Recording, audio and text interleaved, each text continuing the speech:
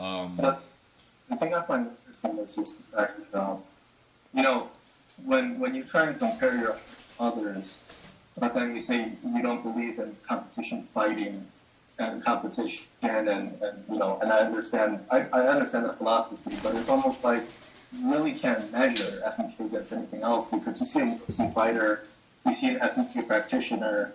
Let's say this art does, you know, become, you know, where we have a lot of masters, you know, you can't, with race philosophy, you can't even measure the difference because you would have to put them in the ring together. I mean, that's the only way you'd be able to see how effective these techniques are. Right. And then he doesn't want to do that. So all it is speculation and saying, you know, oh, I don't see this is as effective. I don't promote this. But you know what? Any art you do can be effective. It can, as long if the person's faster, stronger, and you know, really it doesn't matter. So I don't know. It's just it's one of those things where you can talk all day about FMK being better. We can say it all day and talk and critique.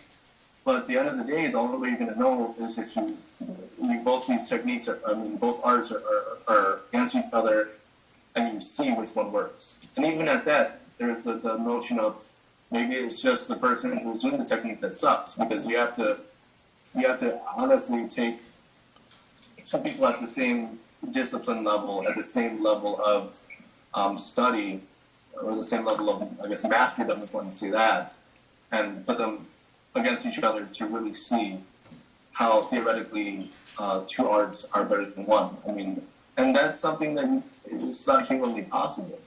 I mean, I don't know.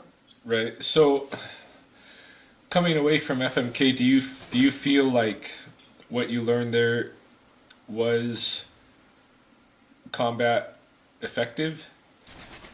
I mean, I do, in a way. A lot of the punching techniques and the kicks, I feel like they were basic enough that, you know, if I got into an altercation, then I could really, you know what my weakness and my strengths are. I got enough self-exploration and safe sparring for that. I would say the sparring that we did a lot really, it made me more aware of like what's around me. How you're feeling. It made it like when it came to reflexes or instinct, I was more like like that confident. Yeah, kind of just my instincts alone. As opposed to back then, if anyone were to attack me before joining FMK, you know, I wouldn't even know which way to go, left or right. But I think just my reaction to things. When I tell people what FMK was, I say FMK was kind of a mix of different things of experimentation. Because I feel that's what it is. It's experimentation. You're experimenting with what works and what doesn't. It's constant trial and error in the sense of, you know, finding out what's most effective. And I think Freddie, I know people critique him for not having a full kind of master level in any real art and just focusing on himself and learning from YouTube videos. And yeah, there's a flaw in that.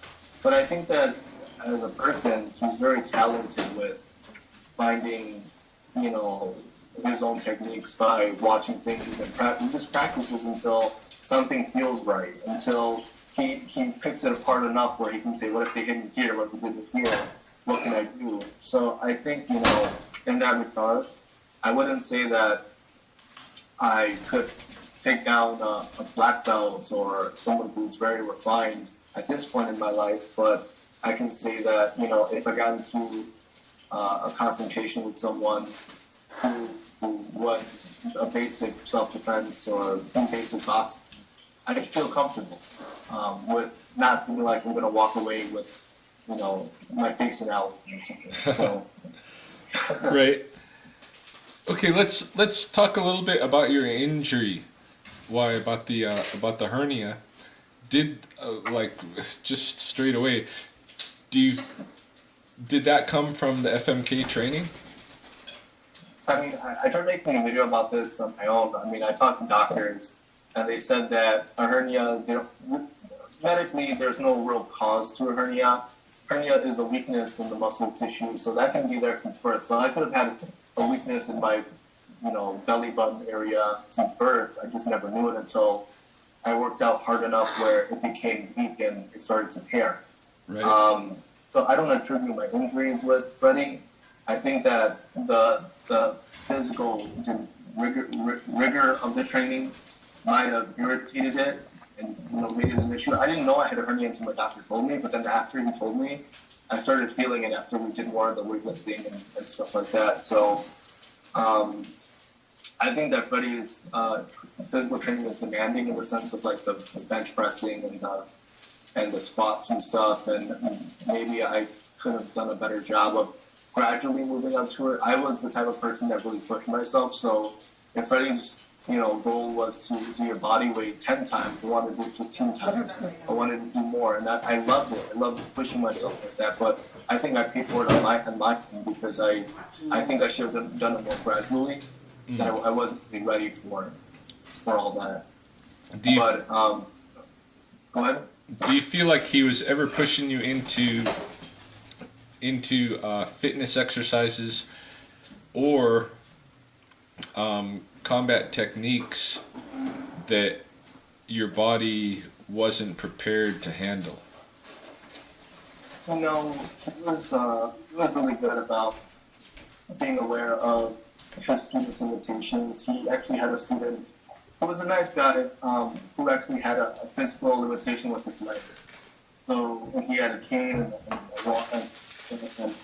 Charlie. Freddie would train him. Yeah, Charlie. He would train him and would work around his limitations. So even after my hernia surgery, I was there for a short time. And Freddie was mindful of, what I could do, what I couldn't do. He would ask me, okay, you can't do your abs, do this instead, do that instead. So he was good about working with the students and their limitations. He didn't really try and push you because he did care first and foremost about your health and about, you healing and being okay. Because he didn't want the students to hurt themselves. A lot of the trainings, when someone got hurt, like we were doing a lot of the kicks, and one of the students, I think he tore his ACL, and Freddie was really contemplating, should I? Or I remember I would always get bruises. I was always sensitive. You remember that? Like, you could be doing, what was it, You can poke anything like really hard and you'll get a bruise there because your skin is really sensitive. And Freddie was, he didn't go the next day like, well, we better hit it harder. No, he was not like that at all. He would be like, take it easy or hit this way. He was very considerate. So he did not push that. And if I had a bruise, then I was considerate too with the rest of the class. Like, be careful because Eileen has bruises, even though I bruise like a peach. Very thoughtful about that.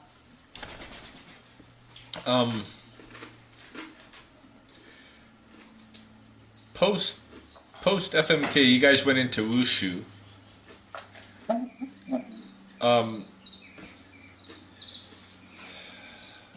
What's been the difference between your experience in another school and your experience with FMK? Oh my gosh, everything. It's like a completely different world. Well, first off, it didn't really take us long to find a school. I would say maybe within 2-3 weeks. We really were considering because we came from FMK, it was nice that we did because we knew what we wanted, we knew what we were looking for, we knew what we didn't want. We had looked separately on our own, and we came across the same school. We're not going to name the school, but we gave it a try, and at the first day we went in there, we saw this girl, maybe about 12, she's in high school, She right? was like 15 or 16, and we saw her on the bow staff doing a cartwheel. Her form was, a lot of like very acrobatic, and we were like, oh my gosh, I want to be able to do that. She basically cartwheeled into a split with a bow staff, and we're like, oh my god. And then this other woman that was there the first day, she's like I'd say in her late 30s, 40s, and her technique was so crisp, and we're just like, wow, like we're getting young, and and we're seeing the dynamic here in ages, and wow, we want to do that. Wow, yeah. So one of the things when we were looking for school, for me, I wanted to find a school that was not competition and with no rank. And well, with it being that rank wasn't a requirement. Well, I wanted to find no rank. Okay. Yes, and Mali, what was yours? He wanted to find something. He wanted to stick to kung fu. We found a lot of like karate schools and taekwondo, but that was not. Because a lot of it was just like they're boasting about their competition and their trophies and this and that. And I didn't want to go to a school where it was just like you're measured by the trophies you get, or you're measured by, So that was something that I got out of it with FMK. I never wanted competition, even going in there, even out now, or being, having this rank. At the time, me and Waleed, we had this red rank. It was like kind of, when he was creating the next rank, it was kind of just going off of like the highest person's status, the ability, and going off that. And I didn't want that, I didn't want to put myself in a label when it came to ranking. And so when we found this school, we found a wushu school where ranking was optional, and so was competition. Yeah. And with the rank, it didn't withhold us. Well, Waleed's doing rank now. I'm not. I already have maybe going on my third point. Yeah. And for us, like that, for me, that was great because it didn't hold me from learning anything. It was just a matter of like not having a belt or a certificate. Yeah. And there is no difference in the training if you're getting the belt or the sash or not. The difference is just that you don't have that physical representation of the where you're at. But I mean, we've seen students in our school now who have no rank in their master class. Really. And it's nice too.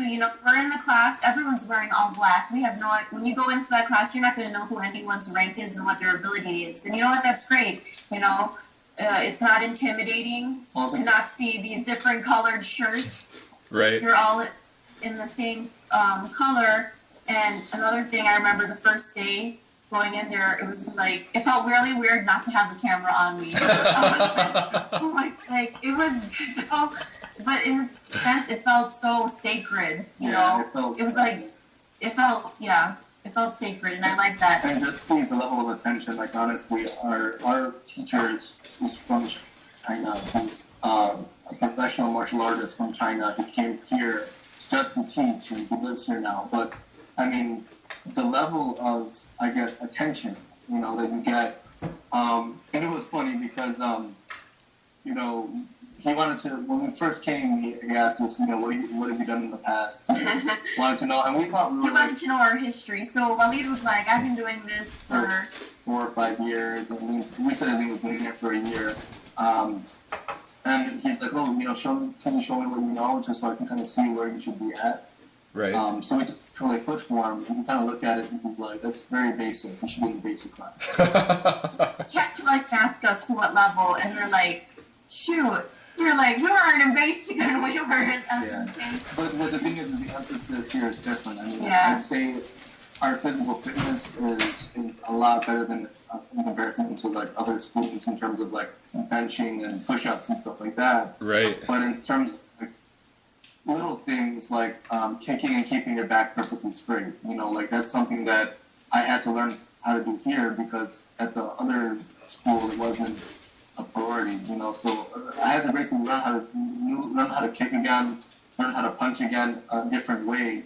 So and I think Waleed too, I noticed when he's learning at this new school, a lot of FMK in the movements is still kind of incorporated. He'll want to move a certain way, and I'm like, no, the blocking drills. Yeah, I'll block with a different hand. He has a naturality, I guess Freddie has in his movements. Right. And I learned how to move like Freddie. And I guess, here, I'm learning how to move from techniques that have been around for, hundreds of thousands of years. These are just standard techniques.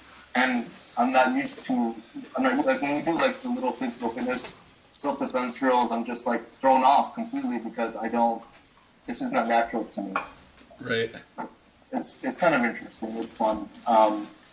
Great people also in the school, I think whether FMK or not, when you bring a group of people together with the same interests, you're going to have positive energy. Yeah. And I'm glad we found this. And you know what? I'm thankful too for FMK because if it wasn't for my fitness standards I wouldn't be able to get at this level where I am at now with this school if it wasn't for FMK's fitness standards. Because before then, and honestly, it's intimidating to be an adult, to never have done martial arts or something, and go to a martial arts school. I think that had I not joined FMK, I wouldn't have had the confidence to go to another school where Right.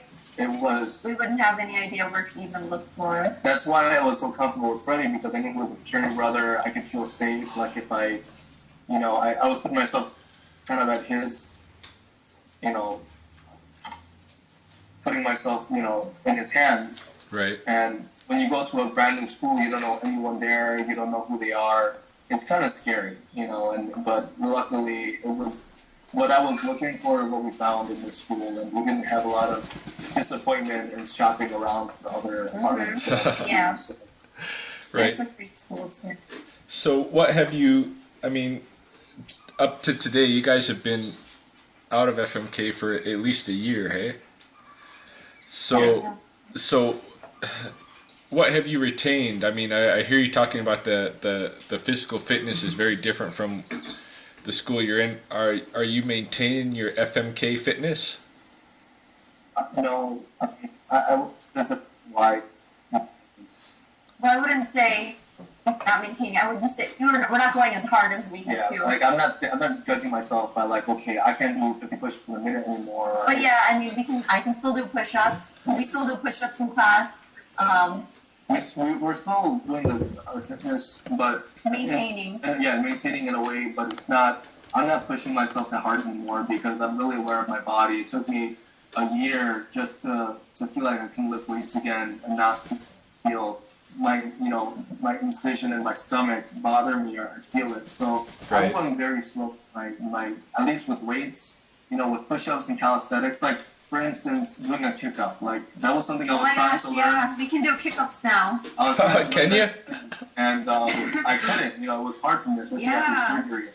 And even when I joined here, it took me a lot of training. And my master was telling me like how to, work on it. And I've been practicing, and now I can just do them. It's awesome. And that was the coolest. That was a cool moment for me because it was like, wow, I've always wanted to do this. Right. And something that when you see it, someone do it, it's like, oh, that's so cool, and I can actually do it now. I remember that. Yeah. I was like, yeah, you're crazy if you think you can do that. But no, I started doing it too. And I was like, and things that Freddie did that I retained, like, okay, like the tumbling and the rolls and stuff, like, oh yeah, we used that. For my first belt, I had to do the rolls, and I was already really comfortable doing that, so it helped me kind of get to my first belt. So I guess I could say that, yeah, there are things that really translate helped over. us. Yeah. Yeah, I used to be able to do the kip up when I was in high school, and now it really frustrates me that I can't do it anymore. At some point, I hope I get that back. Yeah. The big thing, my advice is just do it on the bit floor. I like the mat. The reason why is because I would come down and it would hurt. I had to learn to properly support my head, support my body, so I wouldn't land hard, and that just keep practicing. Like the big thing about our school, like our master just always tells us, just keep practicing, just keep practicing. Like I could tell you how to do things 1,000 times, but until you do them 1,000 times your way, you're not going to really know. How to do it your way. You're not really gonna know what works for you. Until you do it, you're gonna get better at it. So I see, in a way, how that translates to Freddie. Freddie does things 1,000 times on his own, and if Freddie had stuck to a school, he'd already be considered a master level somewhere. Obviously, if he did it now, he'd probably progress very fast. So I don't say that he doesn't have that ability in him. He's very fit, he's very flexible, he learns very fast. It's just, and he practices on his own, like he's very dedicated. So I see that, and it rings a little bit true with Freddie in the sense that he has that quality in him of just constantly pursuing perfection of what he's doing. So. Right.